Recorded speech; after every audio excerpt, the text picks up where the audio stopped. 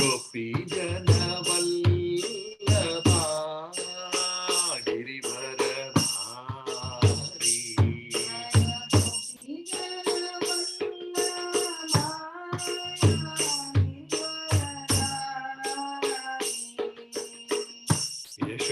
यशोदानन्दना व्रजजनरञ्जना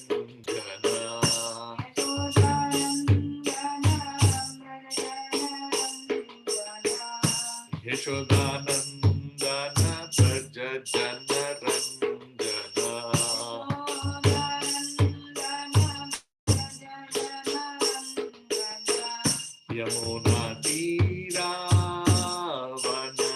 यमुनातीरावनचारी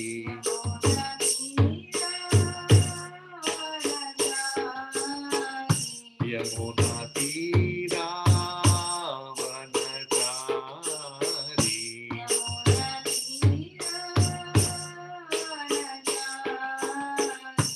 जय राधा माधवा कुंजा Bihari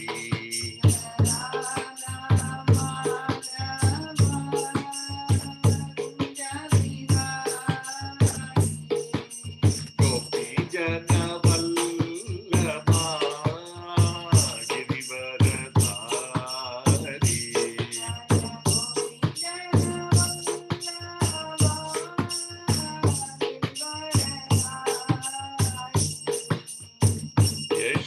Yashodanandan व्रजजनरञ्जना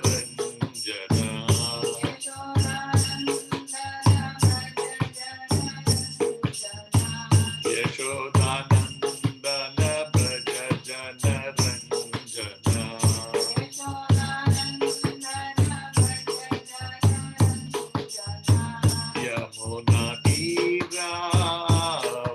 यमुनातीरावनचारी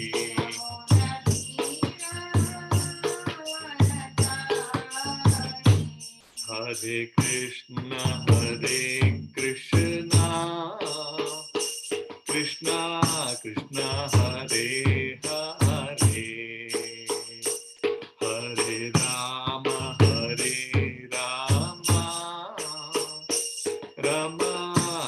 Hare Hare Krishna Krishna Krishna Hare Hare Hare Ram Ram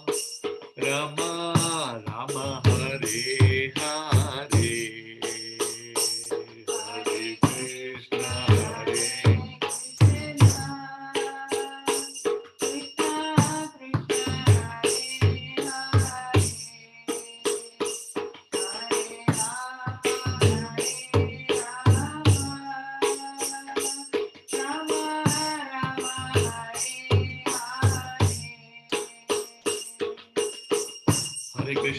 Hare Krishna, Krishna Krishna, Hare Hare, Hare Ram, Ram Ram, Hare Hare.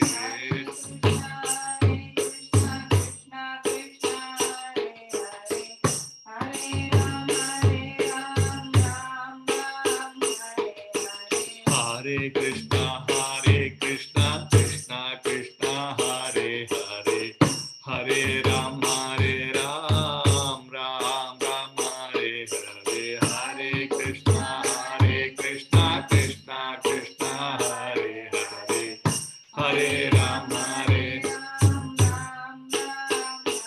Hare Krishna, Krishna Krishna, Hare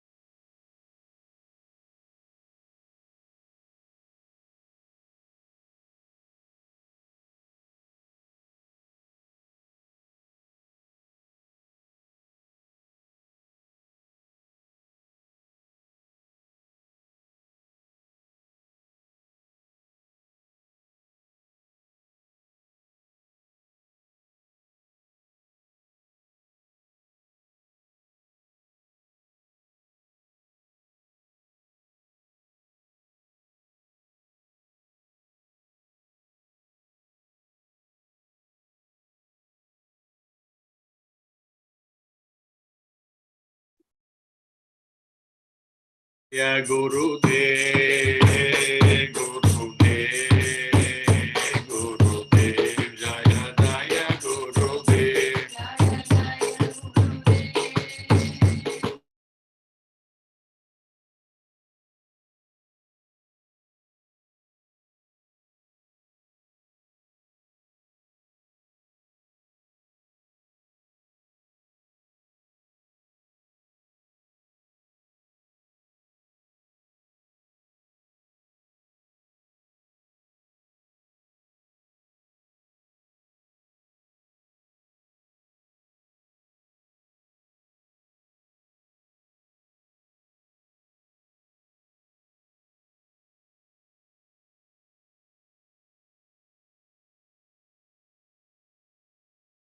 Prabhuji, you're on mute.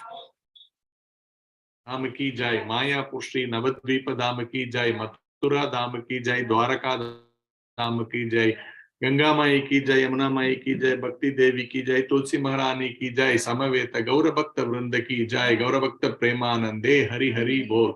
All glories to the assembled devotees, Hare Krishna. All glories to the assembled devotees, Hare Krishna. All glories to the assembled devotees, Hare Krishna.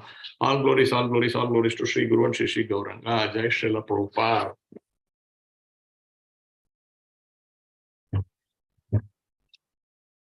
Hare Krishna devotees, welcome to ISKCON Seshadripuram's morning Srimad Bhagavatam class. Apologies for the interruption. The power keeps fluctuating and moving between Wi-Fi and phone. It's a little bit of a challenge. So right now, we are in the third canto. And in chapter 23, the chapter is entitled Devahuti's Lamentation. So we are, I have been asked to discuss verse number 43 today. So we will, thank you, Prabhu. So we will now discuss this verse.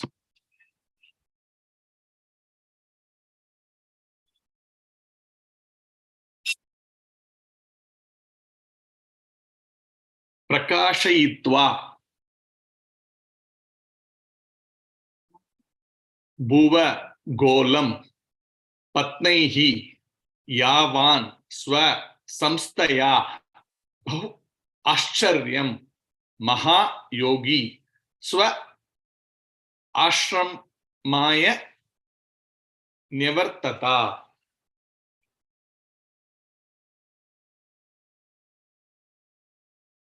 Prakshayitva bhuvagolam patnyai yavan swa samastaya bhuva ascharyam mahayogi swa ashramaya nyavartata. Prakshayitva bhuvagolam patnyai yavan swa samastaya bhuva ascharyam mahayogi Swa ashramaya nyavartata. Prakshayitva bhuva golam patnyai yavan swa samastaya bhav ascharyam mahayogi swa ashramaya nyavartata. Word by word translation. Prakshayitva, after showing, bhuvaha, of the universe, golam, the globe, patnyai, to his wife, yavan, as much, swa samstaya, with its arrangements, bahu ascharyam, full of many wonders, mahayogi, the great yogi, Kardama, swa ashramaya, to his own hermitage, nivartata, returned. Translation and purport by His Divine Grace A.C. Bhaktivedanta Swami Srila Prabhupada ki jai.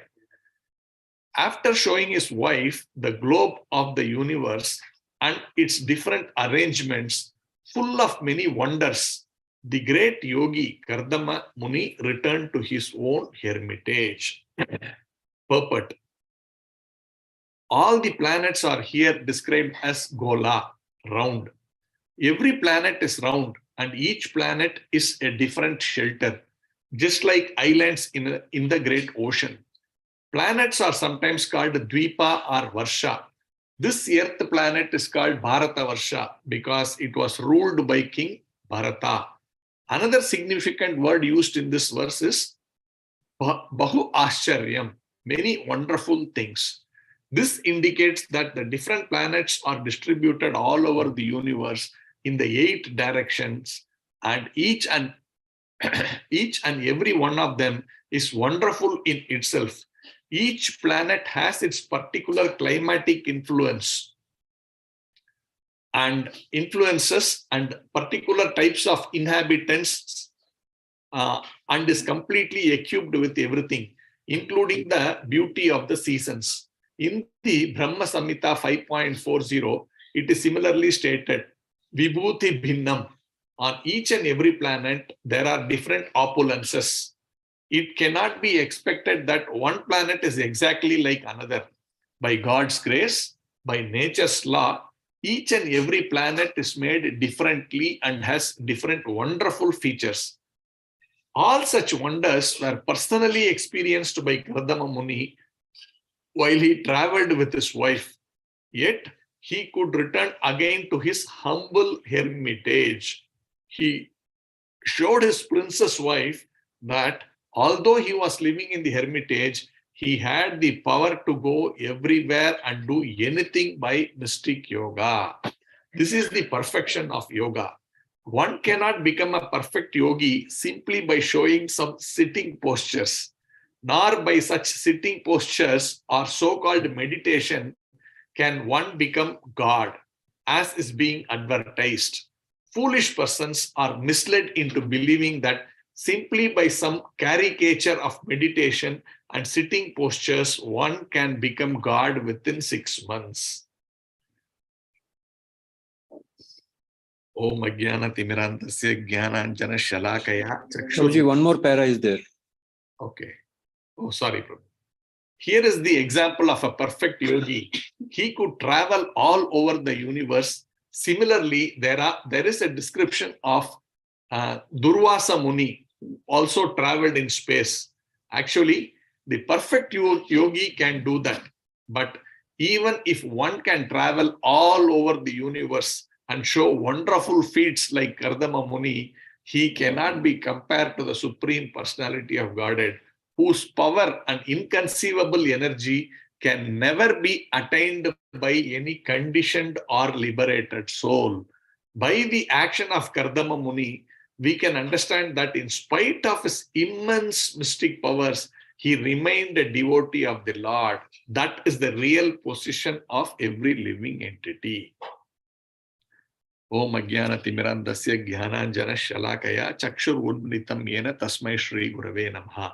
Shri Chaitanya Manobishtam Stapitam Yena Bhutale Swayam Rupa Kadamahyam Dadanti Swapadantikam Vandeham Shri Guru Shri Yuta Padakamalam Shri Gurun Vaishnavamscha Shri Rupam Sagra Jatam Sahagana Raghunathan Vitam Tam Sajivam Sadvaitam Savadutam Parijana Sahitam Krishna Chaitanya Devam Shri Radha Krishna Padan Sahagana Lalita Shri Vishakan Vitamscha He Krishna Karuna Sindhu Dina Bandhu Jagat Pate Gopesha Gopika Kanta Radha Kanta Namostute Tapta Kanchana Gaurangi Radhe Vranda Vaneshwari Rishabhanu Sute Devi Pranamami Hari Priye Vancha Kalpa Tarubhyascha Kripa Sindhu Bhayevacha Patitanam Pavanebhyo Vaishnavebhyo Namo Namaha Namavom Vishnu Padaya Krishna Preshtaya Bhutale Srimate Bhakti Vedanta Swamin Iti Namine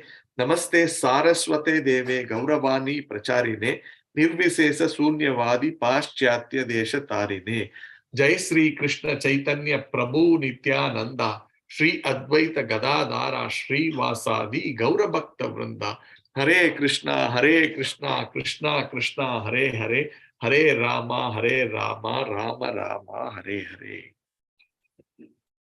So, very nice verse, very beautifully, Prabhupada has given a nice, wonderful purport and taking a dig, but at the same time, very humorous way of, actually saying the things, even, sort of chastising or condemning, but he is saying it in a very nice, humorous manner. So now here, this is the section where this elaborate section, right? We have been going through, I don't know, past 15 days, 20 days about how Kardama Muni and Devahuti are actually enjoying life, right? They have been going around after doing a lot of austerities. Then Devahutis expresses a desire that, after all, you also promised to make me happy in a sense, in a material way, in a bodily way, and you need to fulfill that. And therefore, Kardama Muni, while he offers this devotional life, or the happiness that we get out of actually performing devotional life is millions of times higher. And he even offered to show her that physically, maybe give some vision to see the benefits or the happiness that one arrives out of taking up devotional service. But somehow Devahuti was very keen on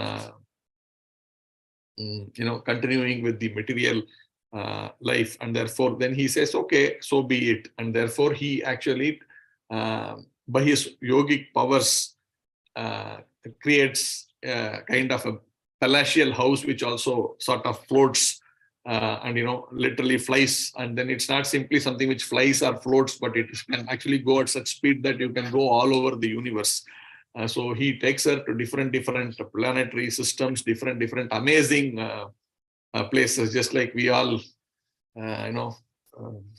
also on and off devotees generally go for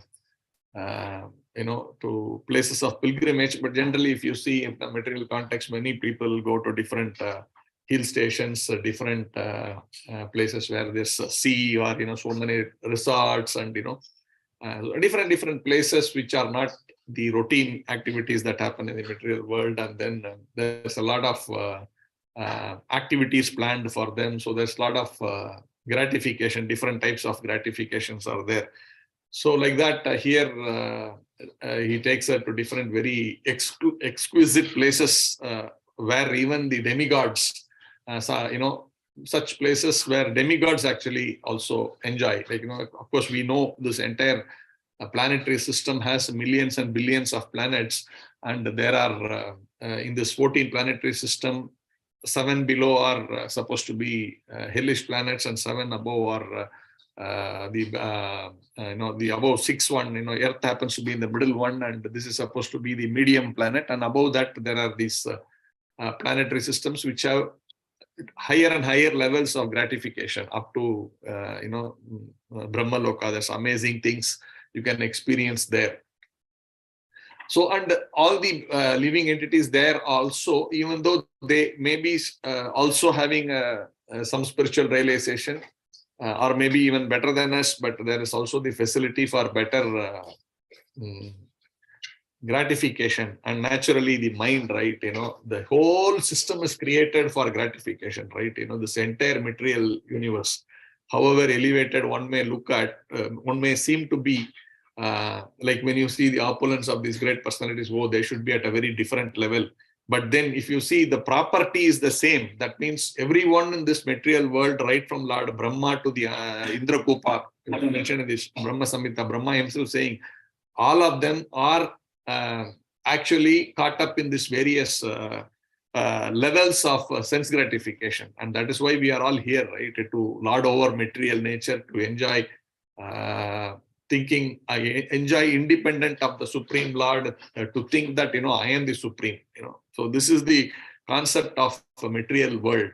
And therefore, even in higher planetary system, even though there are, we call godly characters in higher planetary systems. If you read Bhagavad Gita, 16th chapter, there are many qualities described of godly and demoniac thing, where, you will see those people there have many of these wonderful qualities, but still that propensity to enjoy is always there. And naturally, according to the sophistication of the mind, there is also the material manifestations of that sophistication. Here we are not simply happy with the little waves that is coming sometimes are the harsh waves which are coming in our ocean. So we create an artificial ocean where we can change the intensity of the waves according to our desire. Okay, then you have this thing going on, and so many theme parks and people are enjoying in those waves like this. So the propensity is there, and according to that sophistication of the brain, all of these things can be created. All these casinos and all, if you go abroad and see, there will be like a completely different world altogether. RV, those kind of things are there. If you even in this material, in this Earth planet, if you go to different places, you will see things that is amazing. So, but what to think of planetary systems where the Indra and Chandra, those people live, that will be like mind-boggling. In fact, it is mentioned sometimes when we leave our body and when we are going up, we keep going up, northwards, right? That means we will have to pass over all the upper planetary systems. And as we keep going up, you will see amazing things. The Jiva sees many amazing things that he may get attracted to. This is talking about someone who's actually like sort of being liberated, right? So he comes to that platform. So he's going to cross over all these upper planetary system, even the Brahmaloka, and go above that. But as he is going, he will be seeing these beautiful things, amazing things, the gardens and what all things. And it says sometimes even such persons may slightly get disturbed and want to get attracted. He may go there and try to, go and see there and sort of get attracted. So I heard somewhere that, the spiritual master will be standing, say, hey, go up, don't get caught here. You just go up. So like this, the Jiva keeps going up. And then finally he escapes this material world. So like that, this material world has got so much attractions that is like luring everyone all in every nook and corner. You turn this side, you see something beautiful, then immediately you forget Krishna and then you go hankering over that. And you turn this side, then there is something else. Something attracts your attention. Even now as we speak, as we are focusing on this verse, you turn this side, there is something else that immediately catches our attention. It could be a simple thing of like an ant going somewhere, and then we get inquisitive into that, and then we get lost from our purpose of why we are here. So this is there, and therefore to satisfy Devahuti, Kardama Muni actually takes her, and then they have a wonderful time. We have seen all these things. I read all these amazing things that they did together there. Now it has come to a point where after so many days of or years or I don't know how many 100 years like that, more than that, they actually enjoy nicely. Even it will continue even for a few more verses, I believe. So now here the verse is saying, after all of visiting all of these places, Kardama Muni is returning back to his small hermitage on planet Earth. So think about it, like, if he could actually have been there, right, in any of these places. But anyway, before going there, Prabhupada has written many wonderful things. So let's discuss about this. So we did talk about there being different planetary systems, and each one is called a different Dvipa or Varsha. And one more thing is this Golam. That means this Gola. That means it's a round thing. So now this has already been there in Srimad Bhagavatam 5,000 years back, at least for this material world, but it has been there for time immemorial. And there these descriptions of the planetary systems being round is already given. And it's not like, someone has to go around the world in his boat and then, he realized I started from this side and I landed this side, therefore it has to be round. And then they said, okay, now he has found out that the world is round. That is not true. And many our sculptures, so many of them thousands of years old, already show that the earth is round, and our the incarnations of the Supreme Lord saying, like, in the Boar incarnation, Varaha incarnation, that he is actually bringing the globe from underneath the water, and this inscription or the what do you call this, the murtis of the Lord have also been there for hundreds and thousands of years, carrying this earth globe on his snout, as they call it. But it's not like these things have to be rediscovered again and again, only then. So these things are there in our culture, in our ancient texts, in our history. But unfortunately, people do not want to accept this, but they want to reinvent the wheel. So Prabhupada always says, why do you reinvent the wheel? These things have already been established. Maybe in today's context, we may have lost the way we see science, right? The kind of proofs or the methodology used to establish. Maybe that we may not be immediately having, or maybe that is not the way it was designed from an ancient perspective. That means how we prove something in terms of a scientific way, the methodology given A, B, C, D, E, F, you have to follow that process.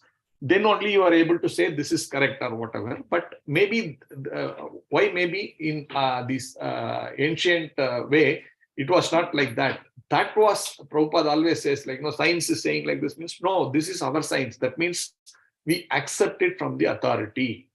And if you accept it from the authority, then that is perfect and 100% correct. And there's nothing wrong with this, right? Even in our own life, we are seeing when someone is to say mathematics, let's say 2 + 2 = 4. So this is hearing from, let's say, authority, from the teacher. We have heard it and we are saying it. There is also a way to prove it possibly, right? Mathematical formula, there may be a big thing. Those who would have done research would have actually arrived at it in a mathematical way.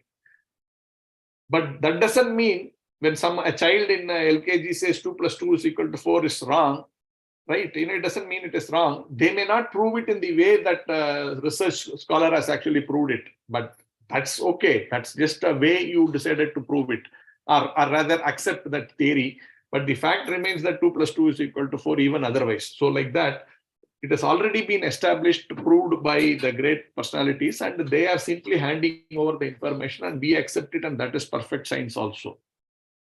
But somehow we are not, the modern way of thinking is that, you need to use this process to actually prove something. Well, that's, Prabhupada said that's okay, but this is our way of proving it. This is our way of saying that, this is, that is correct. Like, simply accepting the authority. And of course, the authority, that's a big science in itself. How do you understand who's an authority and all that? So that's there very clearly defined in the scriptures. Anyway, so that Gola is something which Prabhupada writes about, that, it's thing. And he's also talking about there are different planetary systems which have different facilities and features. That is something which we need to really understand. That means we are trying to look at everything like, everything should be like Earth.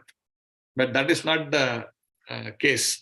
There are planetary systems, like, you see here, we see huge water bodies all over the planet. But then our expectation is, can we find water in, this planet and that planet and things like that? But not necessarily, right?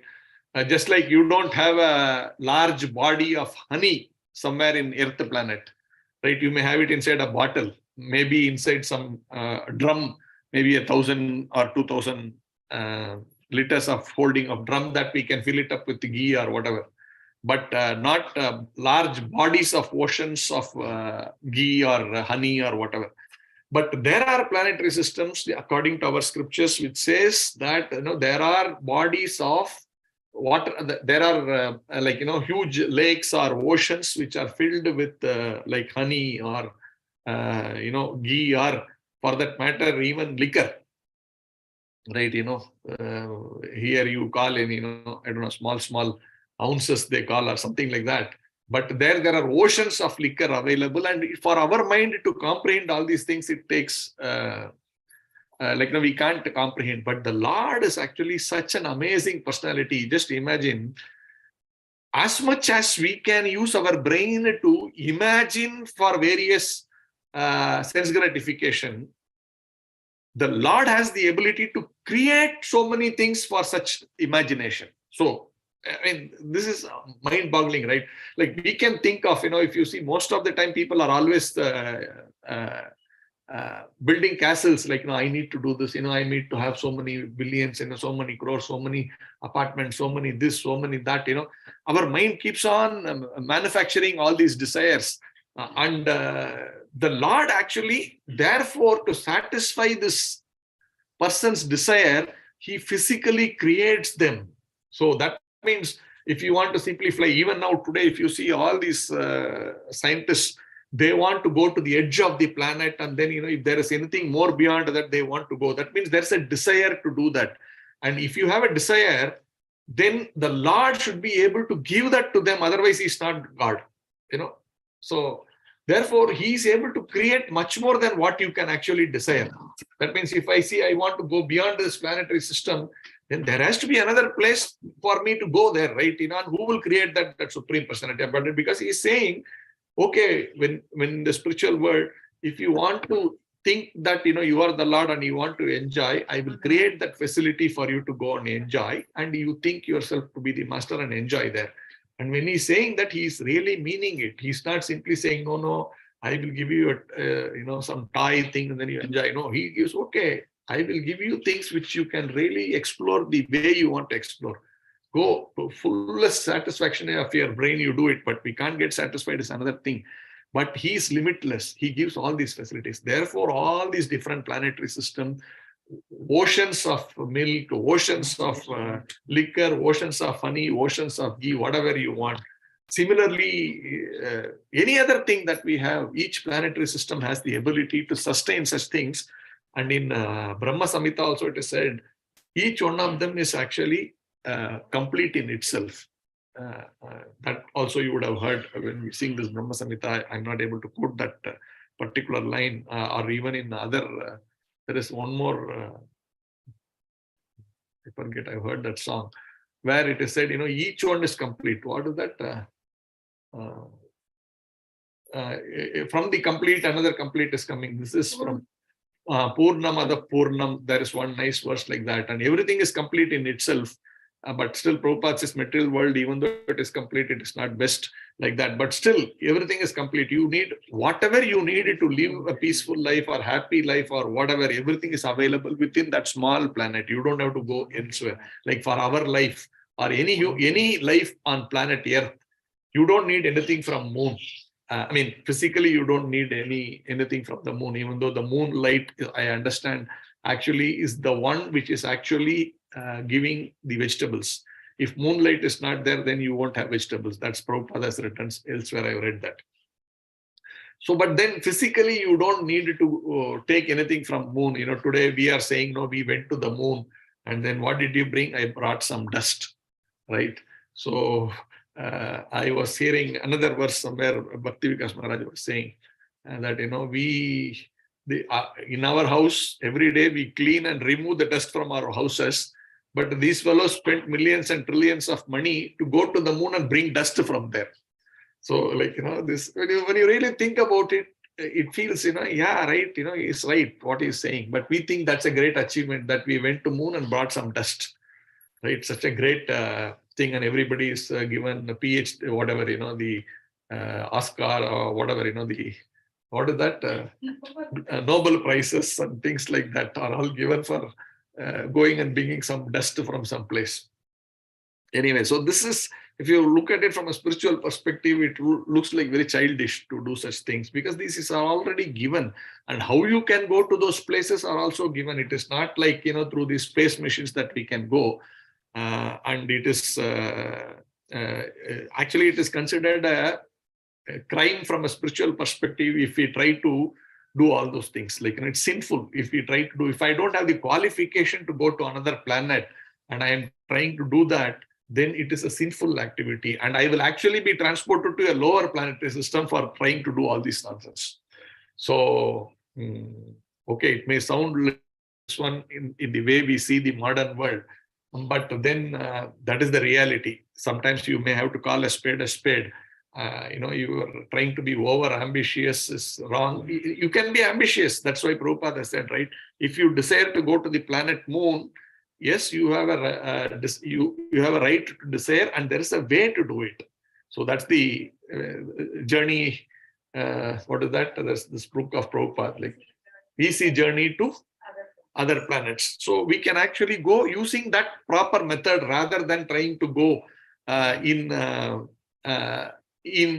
ways which are concocting, which is against the scriptures. If we try to go, that is also sinful. That's I read that these are sinful, and we may have to be forced to go to other places in one sense as a punishment, more difficult places by way of a punishment. So these are all there, that these planetary systems are there. Even we know, right, when we are when a person dies and he is being dragged to the Yamaloka, so the 10 days or whatever, 13 days, whatever we do, there the soul is supposed to be transported through a kind of, we are talking about the Sahara Desert and all that are supposed to be the most difficult deserts. But there are planets which are full deserts, and the soul is dragged across these planets, and then there is so much of agony that Jiva will be going through, and therefore, that the descendants of that person, they are supposed to offer some water on one of these days, like this, they are supposed to offer them some umbrella, for example, or chapel, right? I have heard and experienced all these things, that the priest will say, okay, you give dana of chapel, you give dana of umbrella.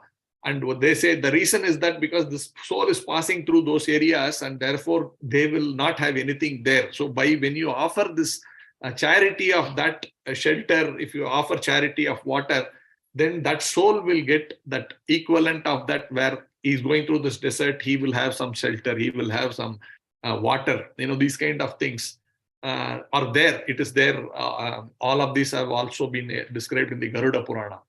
So these different planetary systems are there, and there are various climatic situations, Prabhupada is saying. For example, and the different bodies are adjusted to the different climatic situations that are available there.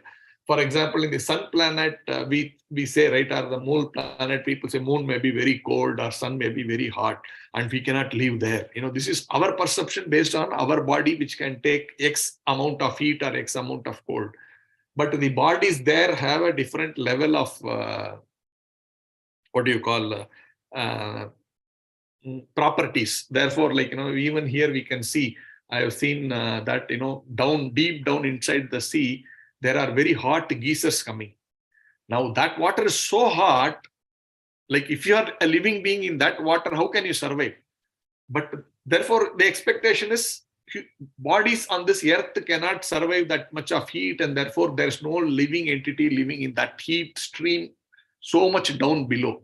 But then I have seen that there have been researchers which actually go down and take the video of those, and there you actually see there are many living creatures which are living in that such hot water. So even in this earth, there are different bodies which can stand such heat.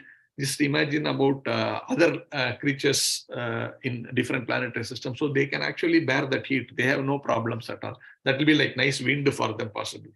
Their bodies are possibly made of heat, of fire, and therefore they can survive. But we cannot understand all that if we think the way we think in terms of the current method of how we call science. But that is also science, that a heat body can be there, and that body can very comfortably live in a place like sun.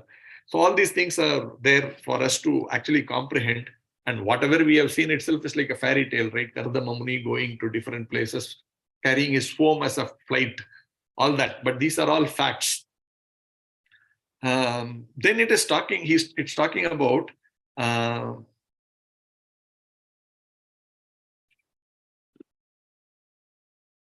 but then at the end of it, he returned to his humble hermitage. So this is the reality. Wherever you go, you will have to come back to your original nature. You have to come back to your original state.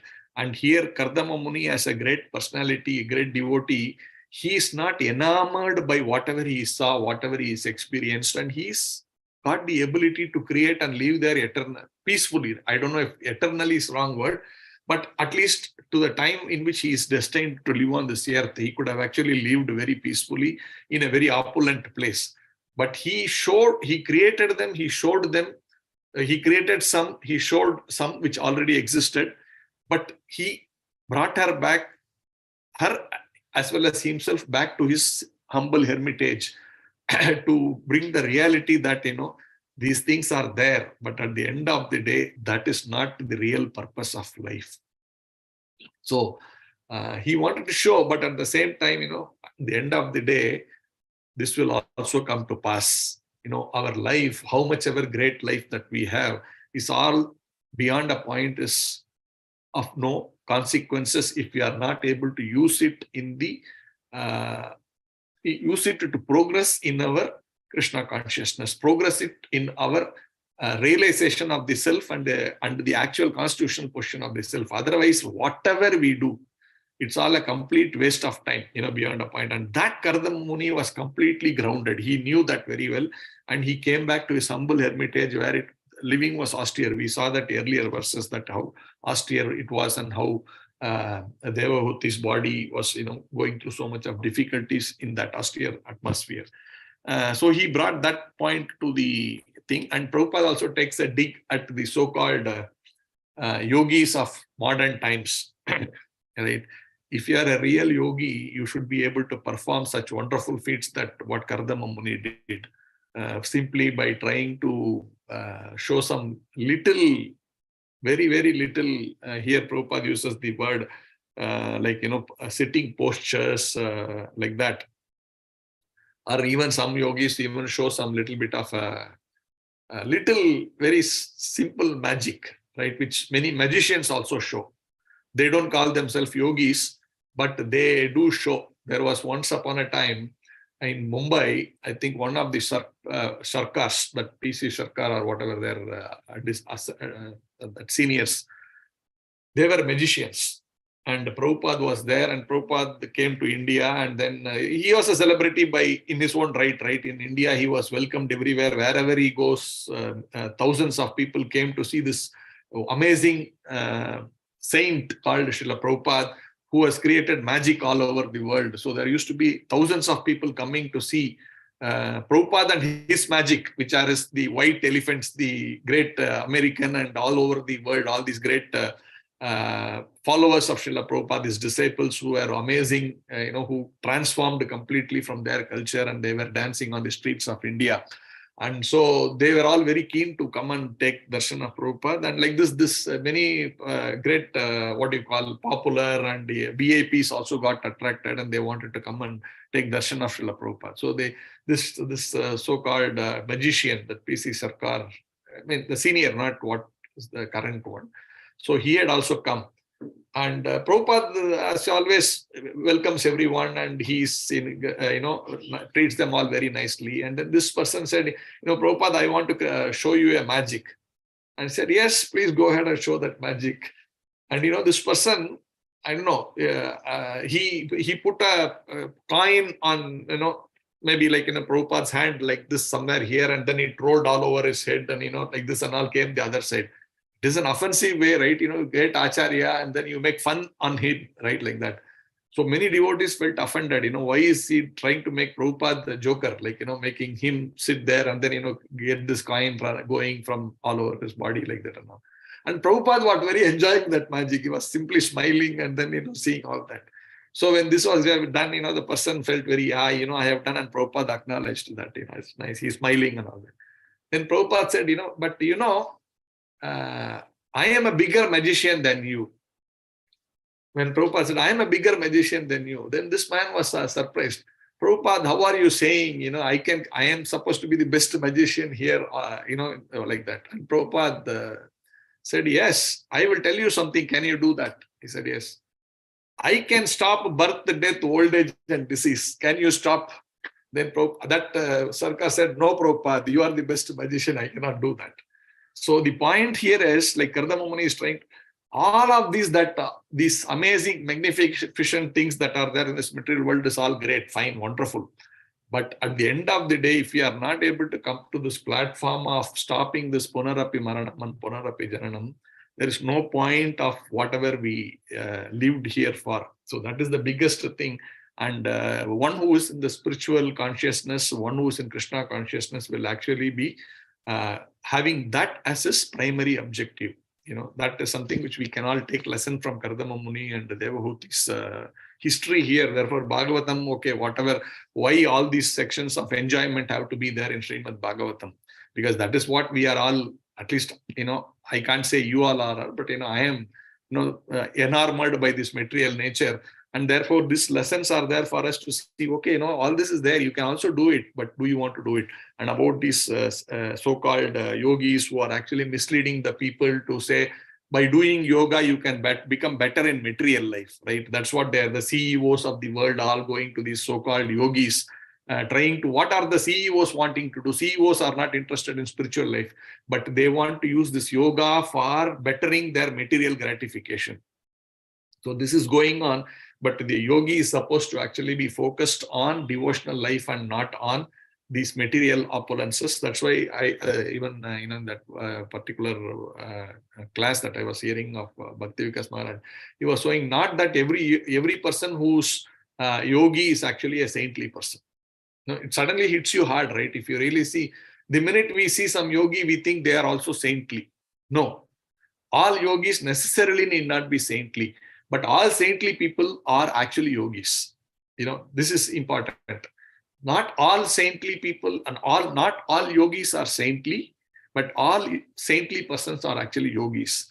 Because some of these yogis, they are only after these material opulences. They may look like saintly, but they are not saintly. That is very important. And many of these so-called CEOs go to such people, and we don't call that spirituality. That's a wrong word coining to say any yogis, you say you accept them as guru and you accept them that, they are in the spiritual realm. No, that is not true. That is a material realm. And therefore, we need to distinguish. This is a fine line. People get cheated easily when they look at it. So that's what Prabhupada is actually condemning. And he's saying, by the action of Kardama Muni, we can understand that in spite of his immense mystic powers, he remained a devotee of the Lord. That is the real position of every living entity. So that we need to be situated in that platform. Forget about yogi. Whatever great qualities we have in our material body, in our material environment, because of our purva, whatever, gunas we have acquired from the vasanas that we have acquired, or because of the materially punya that we have, you and I may have a nice environment, maybe something is nice, some great qualities, everything. But we cannot simply be carried away by those things and then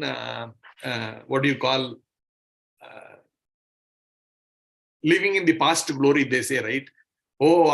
These things are there because of my past glory. I have done something nicely, therefore I may have got this ability to fly a plane, or do this, do that, may become a president of something, or a big position, or very beautiful looking, or very handsome looking, or have some ability to do some wonderful music, this, that, all that.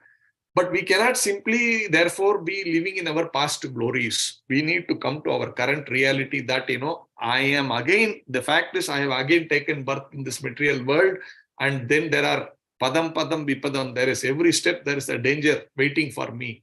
It is good that I have a good baggage, good background up to now, but that doesn't mean my future is going to be the same. I need to be actually worried about that, and I should take adequate steps to prevent further coming back into this material world. That is something that we need to realize. And here by Kardama Muni's grounded nature, we are able to understand that aspect of it. So I will stop here. If there are any further queries, any comments on this interesting topic, most welcome. Hare Krishna.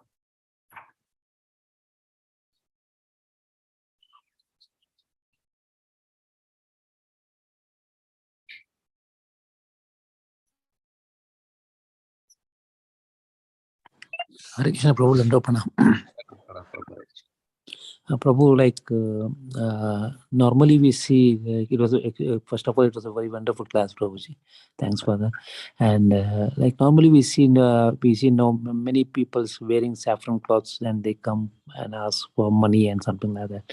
So how do we segregate we who are saint and who are not? How do we understand this, Prabhu? If we do, sometimes we feel like when we don't donate something, we then feel we regret, like we should have given them something like that, And what is the proper way, Prabhuji? If we do Yes, nice question. It's a very normal in India, where we see many people in saffron, and when you look at that, the feeling is naturally that we need to respect them in a spiritual way. So there are two things, Prabhu. So one is I want to address it in two different ways. One is assuming that person is a real sannyasi. Right? That's one. I mean, that's a physical thing, right? A person is a sannyasi you can see in different ways. And possibly he's not a Vaishnava, let's say, or he is some Appa Sampradaya or whatever. That can be there. One thing is, as per our culture, we should simply give respect to that renounced order of life in whatever way. He may not be correctly propagating the correct philosophy. That's a different thing. Simply just pay obeisances and move on, right? You have got nothing to do with him. You respect the austerity of the person is having, that much you respect, and then you move out. You have nothing to do with his philosophy or anything. And by just, humble pranams to them is not also that, oh, how can you pay pranams to something, some, say, Mayavadi or whatever. We should not, go there. We simply bow down our head and move on. That is something that is natural. Even to any small child, we say, right, Hare Krishna, then do pranam. So in that mode, we bow to that person and then we move forward. We don't take up their philosophy. We do not associate with them. We do not do anything like this. The second aspect is when there are these people, how do we even understand whether they are actually a true saint in the way you understand the saint to be, like how we know the saints from Bhagavatam, or how we see the saints from the parampara, how we see, a proper saintly person as in a Krishna conscious person. So for that, we need to see where are you coming from, means not the place where you are coming from. What is your lineage? Who is your guru, and who is his guru, and who is his guru, and who is his guru, and who is his guru. So according to our own understanding, they should actually be following the four sampradayas. Anyone from these four sampradayas, the Brahma Madhva Gaudiya Sampradaya, the Sri Sampradaya, someone from Rudra Sampradaya, someone from the four Kumaras, those sampradayas are actually propagating the message in the correct method. And therefore, if you see a person of that saintly character, then you treat them in a, how you will treat a Vaishnava saint. Otherwise, if it is some Mayavad or some other thing, you just bow down your head, just give them that respect, and you can move on. There is nothing that, you are not respecting them, but at the same time, you don't want to entertain them beyond a point. So these two things, we need to draw a line. And better always we stick to our sampradaya in a majority of the way. We stick to our sampradaya. We have association with our own saintly Maharajas and the great devotees coming in our line of thing. And of course, we respect the other sampradayas. And also sometimes, the sampradaya to sampradaya also, there is a slight variations in how you practice. Therefore, even for that matter, ideally, we should only be hearing from our sampradaya. Like, not that the other sampradaya are preaching the wrong message, but our level is in such a way that we may see these regulations, right? We are all practitioners, we are sadhakas. And therefore, if you hear some other sampradaya and they say something, some process, then we may get attracted to that process. Then we are neither here nor there and we will be lost. But philosophically, the point may be the same, but the procedurally we may be different from them.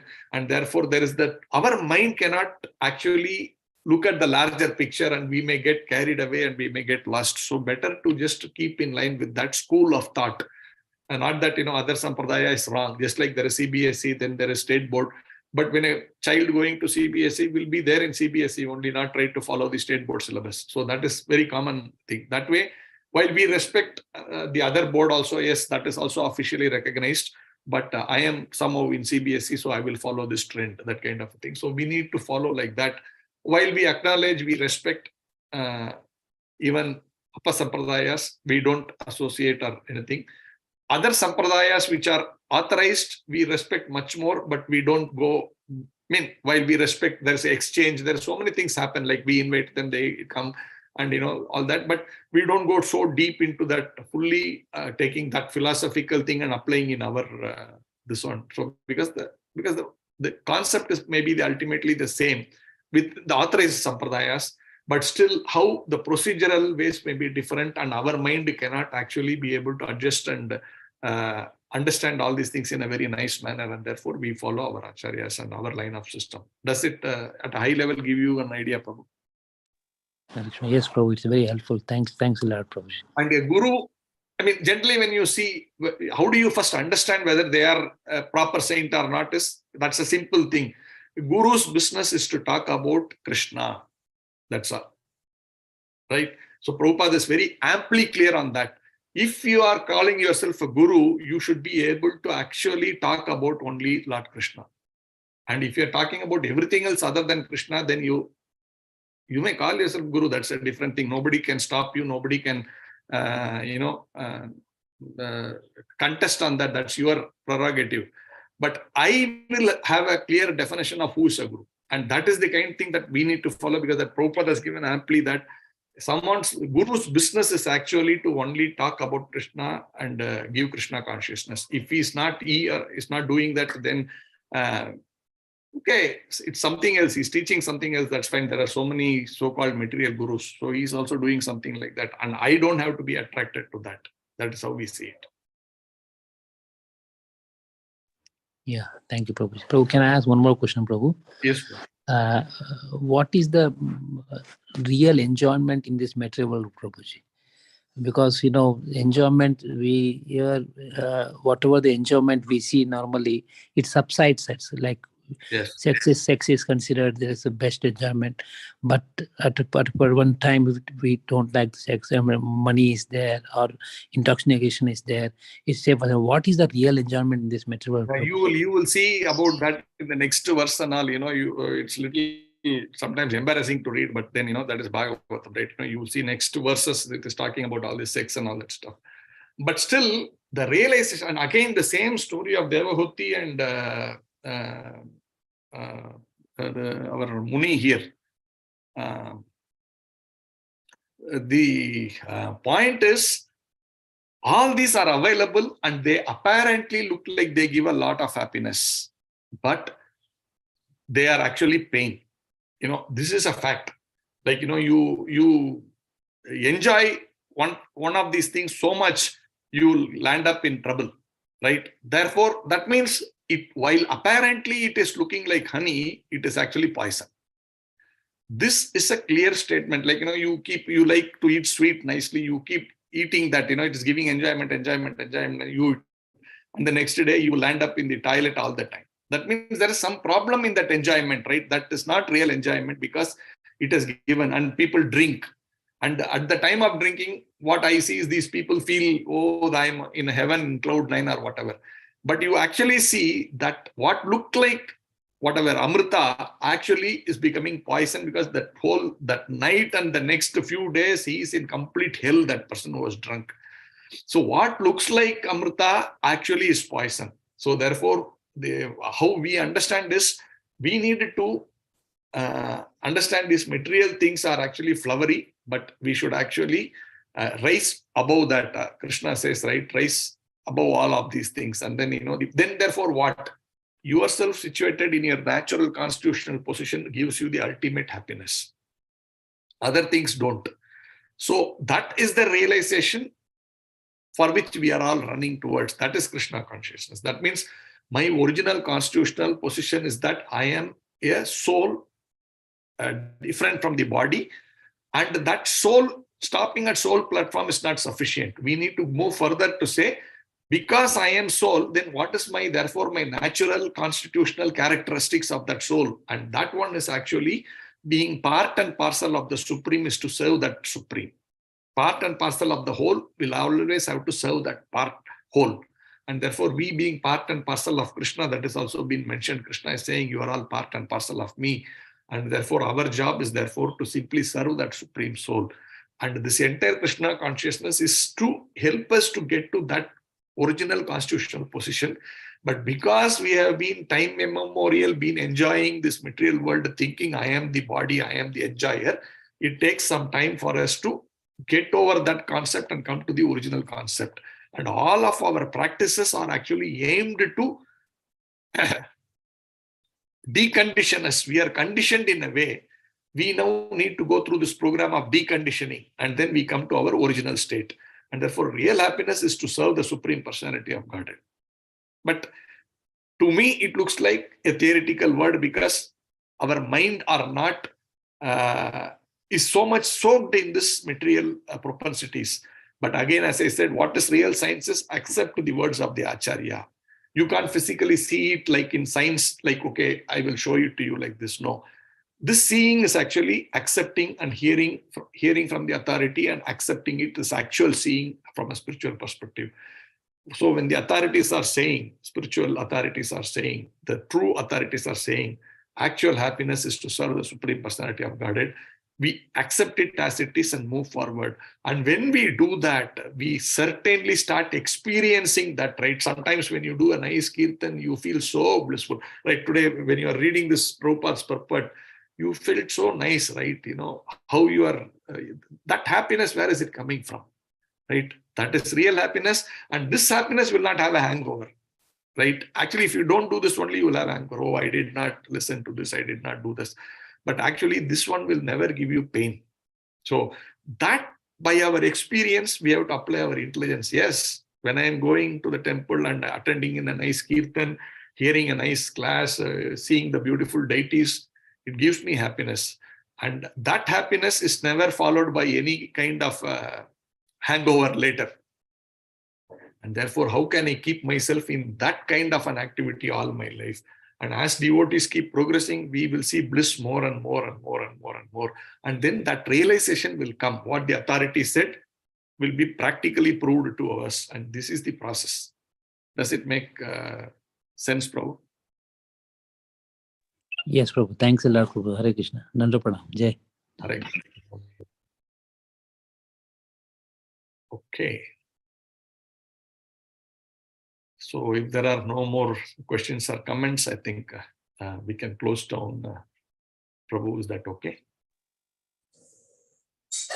Thank you, Prabhuji, for explaining in so much detail. Thank you, Prabhuji. Dandavat Pranam.